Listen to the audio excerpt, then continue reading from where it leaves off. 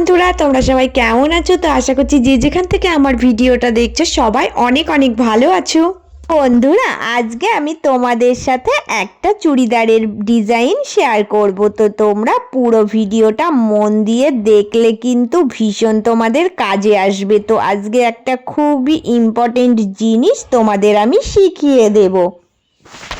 এটার সামনের পার্ট কেটে নিচ্ছি। তো এই দিকে 2.5 রেখেছি আর লম্বাটা আমি 5.5 ইঞ্চি রেখেছি। তো এইভাবে আমি কিন্তু 4 কোণা করে বক্স করব, করে রাউন্ড শেপ দিয়ে সামনের গলা কাটিংটা যেরকম হয় সেইভাবেই কেটে নেব।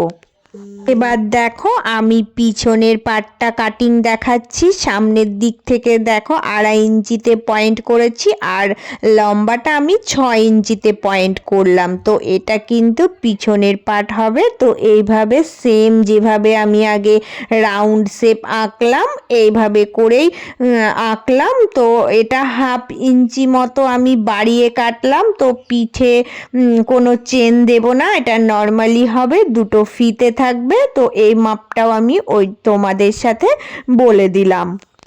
দেখো দুটো আমি কাপড় লম্বাই কেটে নিয়েছি। তো এগুলো আমি ফিতের জন্য রাখবো, এই জন্য আগে থেকেই কেটে নিয়েছি, তোমাদের একটু দেখিয়ে দিলাম।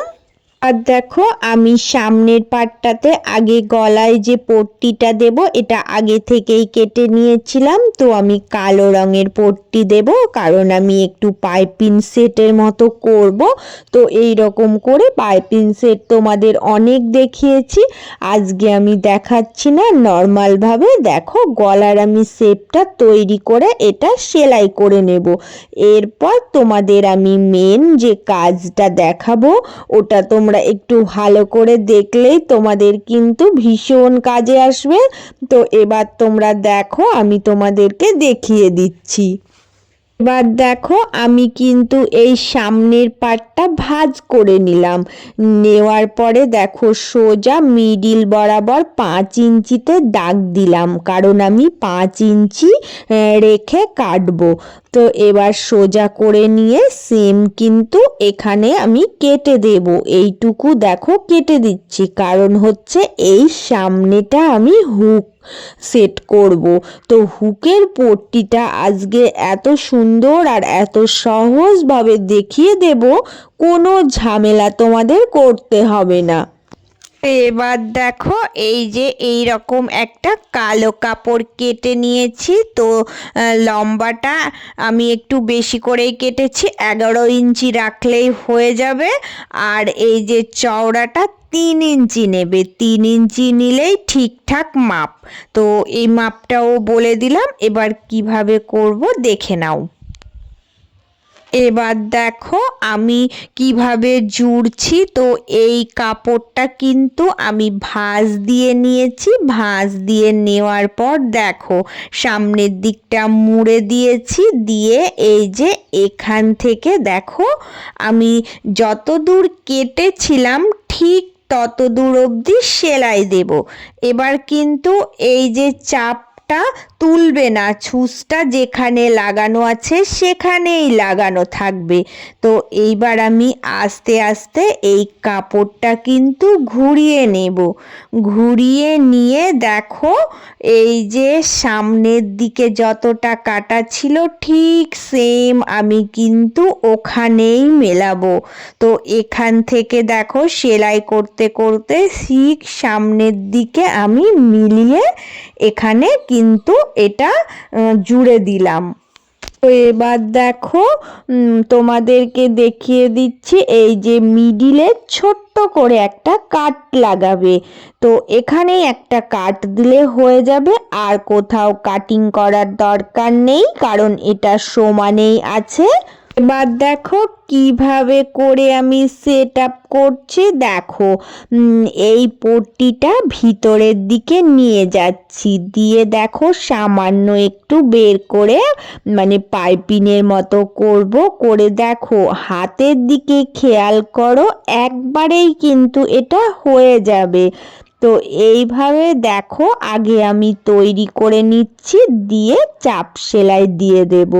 তো দেখো কিভাবে করে সেলাইটা দিচ্ছি।